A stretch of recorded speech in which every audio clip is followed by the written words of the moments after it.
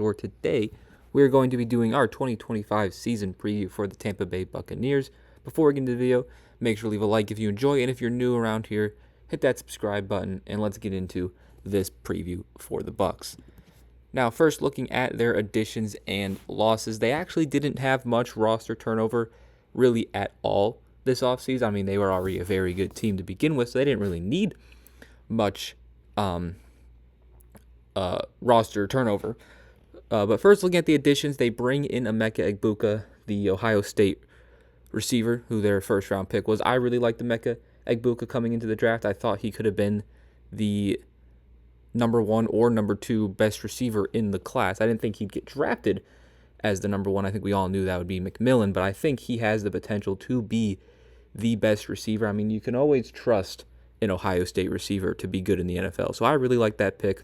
I know they have kind of a loaded receiver room with guys like Mike Evans, Chris Godwin, and even other guys like Trey Palmer, Jalen McMillan, but I really like Emeka Egbuka, and I think he can solidify himself as that number 3 receiver alongside Godwin and Mike Evans, and they didn't really lose any big piece at receiver either, so I thought that was a good draft pick for them. They then bring in edge rusher Hassan Reddick. Now, Hassan Reddick's time in Philly, his 1 year in Philly, his 1 year on the Jets didn't really go too well. There was all the contract disputes. He didn't play many of the games, and overall, he didn't really have a down year, which kind of tanked his value, which allowed the Bucs to pick him up on a very cheap, I think, 1-year deal. Maybe they got him for 2 years. I'm not sure, but it was a very cheap deal. They paid him like nothing, and if you can get the production he had in his last 2 years in Philly, and even his last year he had on the Panthers, then that's a very good contract. And you replace 2 other edge rushers in Tyrone Shoyinka and Shaq Barrett. I mean, Shaq Barrett, I believe he was hurt last year, and he's also 32. Now, he's been good for Tampa Bay, but how much can you rely on that to keep going now? You can honestly say the same thing with Reddick, so I think those are kind of very similar players at this point. And then Tyrone Shoyinka, they took him in the first round, I believe. He just really hasn't worked out for them. They didn't bring him in on his they didn't extend him after his rookie contract. So I don't think, honestly, I think it's kind of a very similar edge rushing room. But again, bringing only having one guy in Hassan Reddick compared to Shoyinka and Barrett frees up more room for your younger edge rushers, which we'll get into when we talk about the defense. They bring in Anthony Walker Jr. As the replacement for KJ Britt. Now, KJ Britt, another guy that I think didn't get past his rookie deal with Tampa Bay.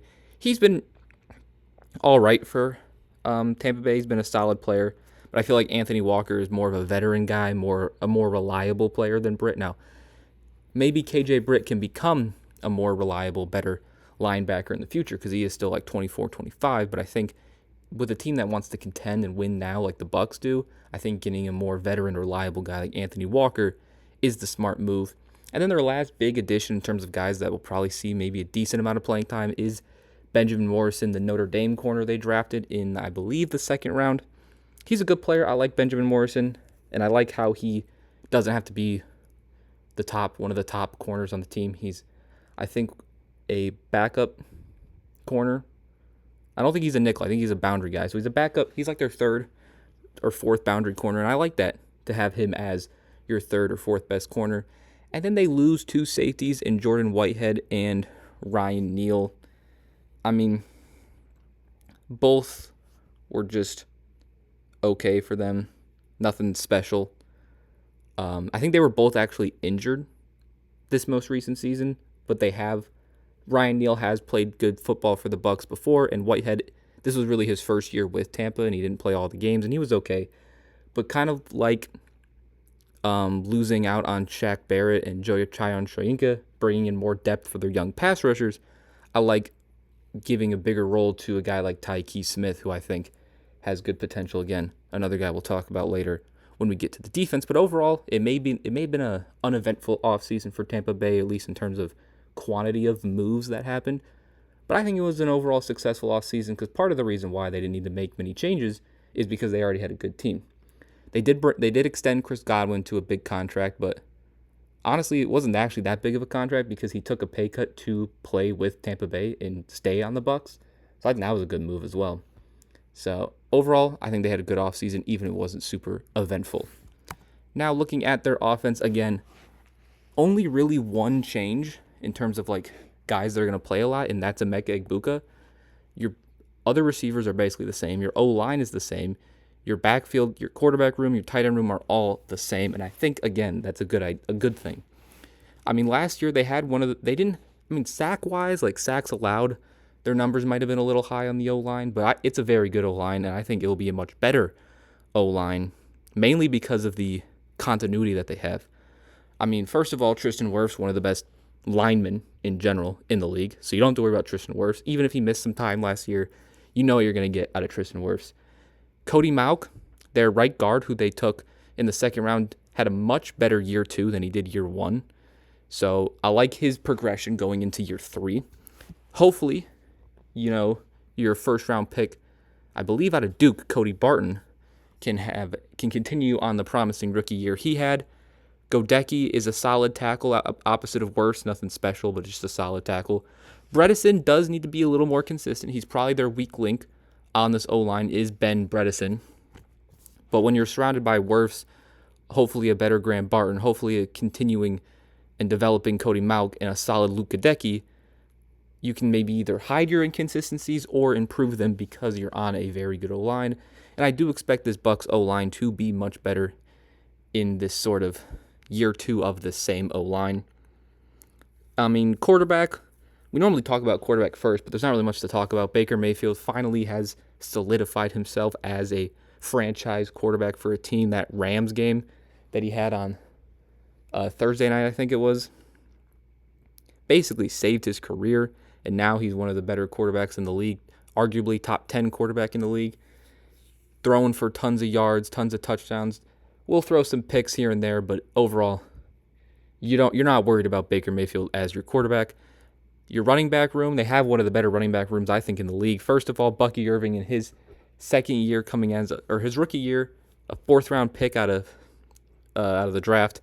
Amazing rookie year for Bucky Irving. And now that he is the true number 1 running back going into the year, you're not worried about Rachaad White taking his running back 1 spot. I think Bucky Irving behind an ascending O-line. I think Bucky Irving's going to have a great year too. And then again, Rachaad White is a fine backup running back. Like, for Rachaad White to be your second running back is very good. And not to mention Sean Tucker, who had that insane game, I believe, against the Saints last year as your RB3. That's a good 1, 2, 3 punch there in that backfield, obviously headlined by Bucky Irving.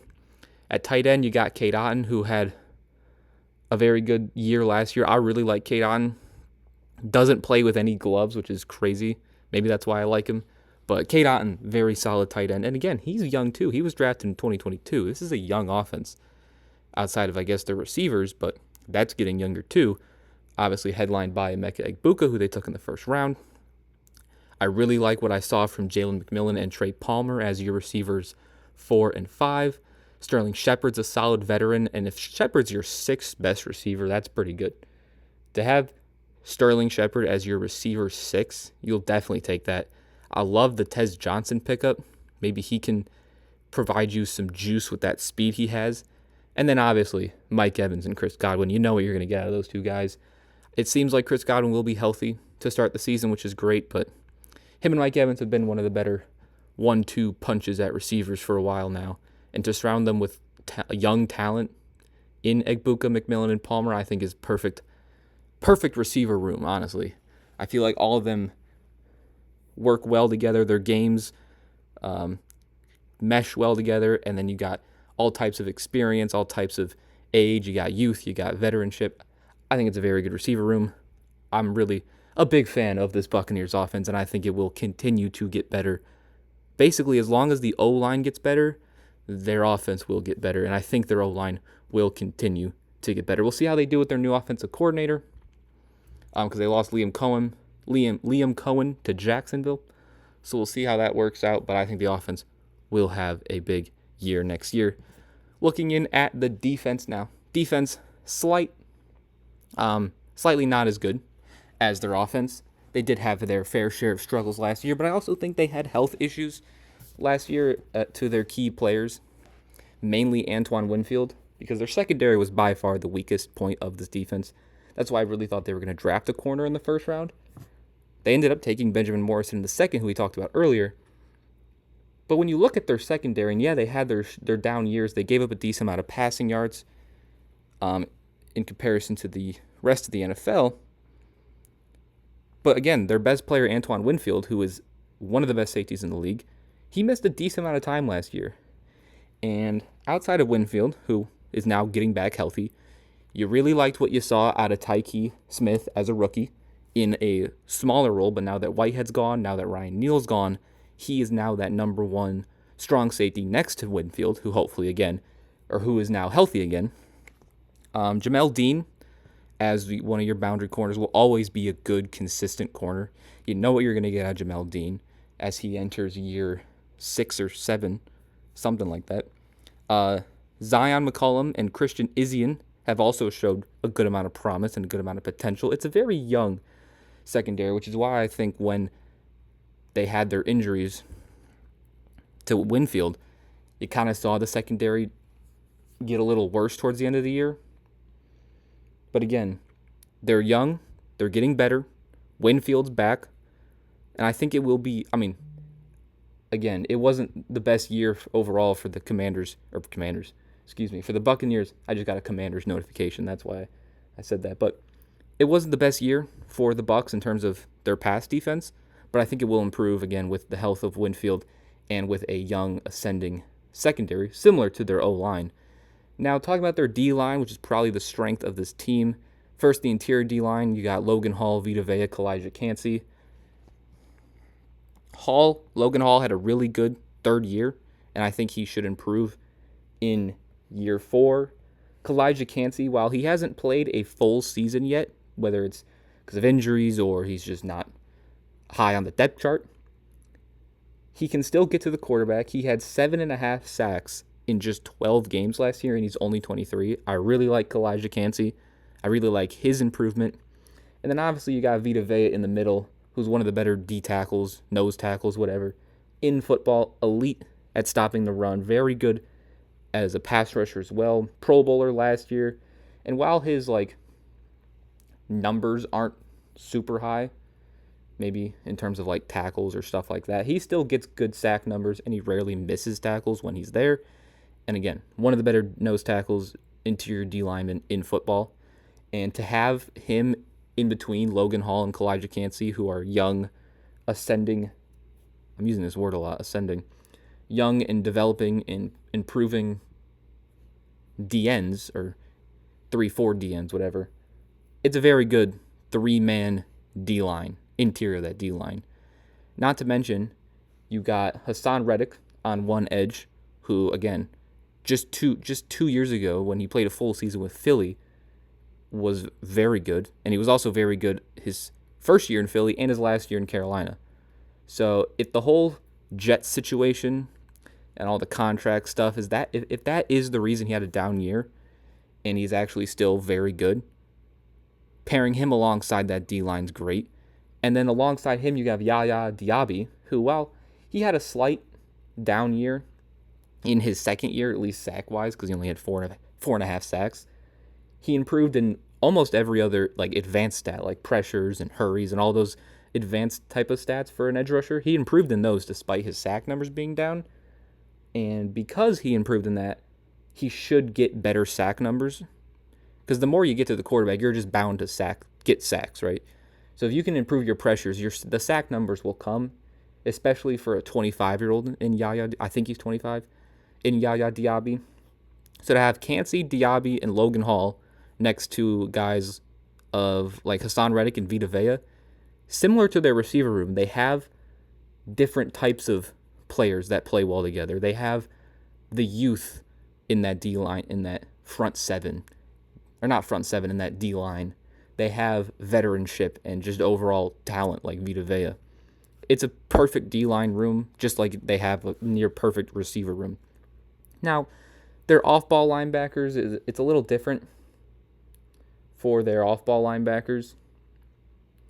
Obviously, Levante David, still very good linebacker. Well, he's shown slight regression, probably because he's 35. It's just going to happen. He is still one of the better linebackers and is still a very good, reliable linebacker in the run game and in the pass game. You bring in Anthony Walker, who's, again, just a solid veteran guy. You can rely on Anthony Walker. And then there's also the sort of wild card in Servakia Dennis. I don't know if I'm saying that name right. While his stats haven't necessarily been there his first 2 years in the NFL, he has shown the flashes and shown potential that he can turn those stats or get those stats up and actually start producing statistically. And again, having Levante David next to you as a mentor is very helpful to play alongside him, and even a guy like Anthony Walker Jr. And then you're not under a ton of pressure because of how good the D-line is with Vita Vea, Logan Hall, Kalijah Cansey, and those guys. So I think, while, again, his stats may not be there so far in his career, he's in a very good situation. He has shown a lot of potential. And I think the stats will be coming eventually for Servakia Dennis. Really sick name, too. But while this defense, again, wasn't as good as their offense, I think with the health of Antoine Winfield, with the youth of this defense, I mean, just looking at the starters, Winfield was drafted in 2020, Tyke Smith 2024, Kalijah Cansey, Servakia Dennis, Yaya Diaby 2023, Logan Hall 2022, Kalijah Cansey 2023, Zion McCollum 2022. It's such a young Benjamin Morrison and even Jacob Parrish, who I haven't mentioned, were drafted in 2025. It's a very young defense, so they can all put it together, as well as the veteran guys of Levante David, Vita Vea, Jamel Dean, Hassan Reddick. I think it could be a much improved defense next year without even really making any changes, honestly. So I really like where this team is headed, both offensively and defensively. Quickly looking at their special teams, they bring in Riley Dixon from Denver. Solid punter. Actually, very good punter. Solid is an understatement. He's a good punter. McLaughlin was actually pretty accurate last year. His only 2 misses were from 50+, which, again, when your kicker makes every kick from shorter than 50, you'll take that. I like the return upside of guys like Trey Palmer and Tez Johnson because of their speed they have. And Sean Tucker last year was a solid return man as well. So should be a decent and good special teams unit. Now, before we get into the schedule, their ceiling, their floor, their prediction, if you're enjoying the video, leave a like. And if you're new here, hit the subscribe button. Helps the channel out a lot. But let's get into the Buccaneers' schedule. So for the Buccaneers, they have the 14th easiest schedule, mainly because they're in the NFC South, where you play the Panthers, Saints, and Falcons twice a year. They also get the AFC East with the Patriots, Bills, Jets, and Dolphins. They play the NFC West, which that's going to be tough, with San Fran, Seattle, the Rams, and the Cardinals. And then their other games, they have a game against Houston, Philly, and Detroit. And that's for winning the division last year. So again, 14th easiest schedule based on opponent win percentage from last year. And overall, you can kind of see that in the schedule. You got some easy games, you got some hard games, and you have some games that could go either way, to be honest. So first, looking at their floor, I mean, I think they can, bare minimum, I think they can win 3 division games, right? Like, I think if everything went bad for Tampa Bay, they'd still get at least 3 wins in their division. Or even 4. I think they could beat the Jets.